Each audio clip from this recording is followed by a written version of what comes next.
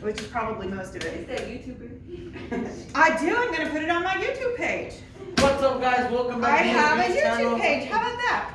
How about you? All right, so we remember. So we remember our safety as we're doing things. You have a lab sheet, and you're supposed to read your lab sheet all the way through. So presumably you've already done that.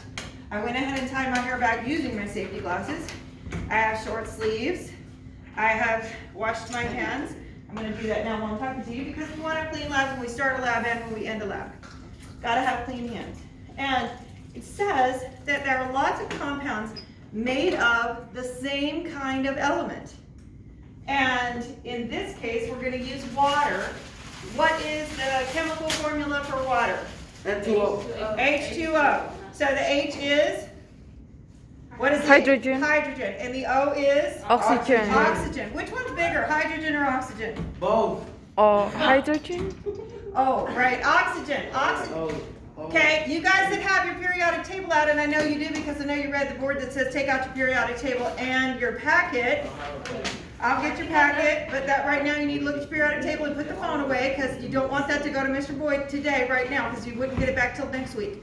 Okay, so put the phone away. All right. That's anybody that's got their phones out. Put them away. Thank you. All right, so what was I saying? Yes, so the oxygen is, what's the mass of oxygen on the periodic table? 13.9. 15.9, so 16, rounds to 16. And the mass of hydrogen is? 1. 1. So hydrogen's way smaller than the oxygen by mass proportion, and that's what this lab is called, proportions. Now, we have to label one test water and the other one H2O2. Anybody have a guess what H2O2 is? Two more. Anybody seen this? Hydrogen peroxide. Hydrogen peroxide, okay? It's got more oxygen, right?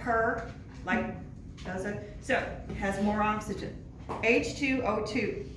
So we're not gonna label them, I'm just gonna know where they are because I'm only dealing with two things. So I have water, and on this side, I'm gonna have my peroxide. And how am I gonna remember that? Because I'm gonna put water here and peroxide there. And it says, measure 5 milliliters of each compound and pour into the appropriate test tube. So I'm gonna cheat just a little bit. I'm not gonna measure because I'm using particularly small test tubes today, and I wanna have a large amount of empty space at the top when I do this. The last student did not clean these very well. They did the best they could, I guess. But not good enough. We're gonna have to learn to do better. So we're just gonna put maybe, one big squeezy tube, maybe about a finger's worth of water at the bottom. About 1.5 centimeters maybe of water at the bottom. That's not going to translate really well into milliliters, but we're going to do the best we can. We're going to use our long pipette, and we're just going to get a small amount, an equivalent amount of hydrogen peroxide in the other test tube. Okay, and I'm going to lay that one right next to it, and we always put our lids back on our containers. We don't want to cross-contaminate, so I keep this one here, that one there, everything's neat and clean. I have a stirrer here. It says, observe the physical properties of each compound and record your observations in the data table. So, what do we see here? Can you get a little closer? Okay, I think you guys have seen water before and stuff like that. We'll get a close-up video for, actually, let's get a real close-up video. So my students at home can see the two. This one's water, and this one is hydrogen peroxide. And can you get close enough to see those little bubbles in the hydrogen peroxide? Okay, but you can see that they both are very similar, aren't they? You guys have seen them at the house. And they kind of should be, shouldn't they? All right. That's when you would write your physical properties of both the water and the other one. Then it says, use the plastic stirrer and add a small amount, size of a grain of rice, of manganese dioxide to the test tube with water. Then light a wooden splint and blow out the flame and place the glowing splint into the test tube above the liquid and record your observations in the data table. We're gonna modify this lab just a little bit. And when we do the water, I'm actually not gonna blow out the flame because I think it's gonna give you a better visual of the different ways that these react. So I know I'm gonna have to light my flame, so I'm gonna start my Bunsen burner now before I have to wait in the middle of what I'm doing.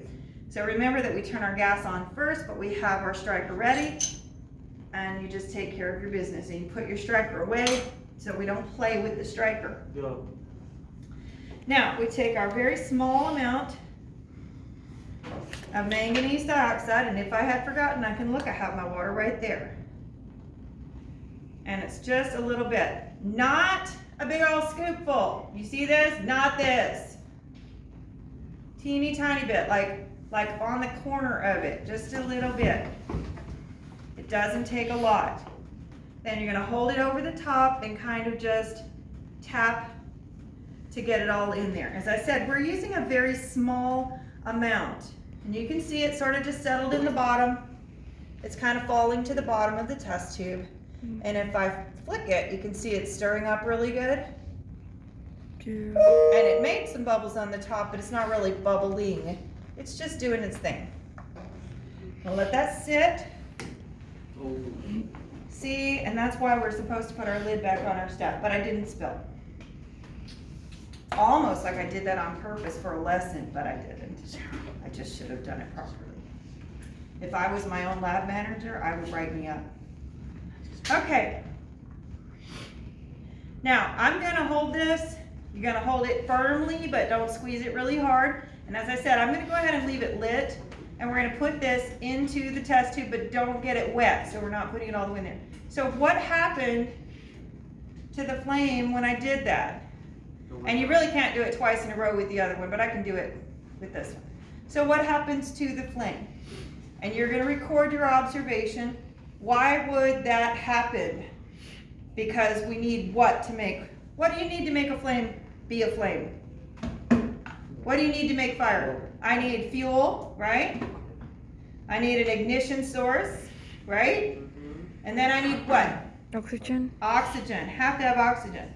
Does water have oxygen in it? Yeah. Yes.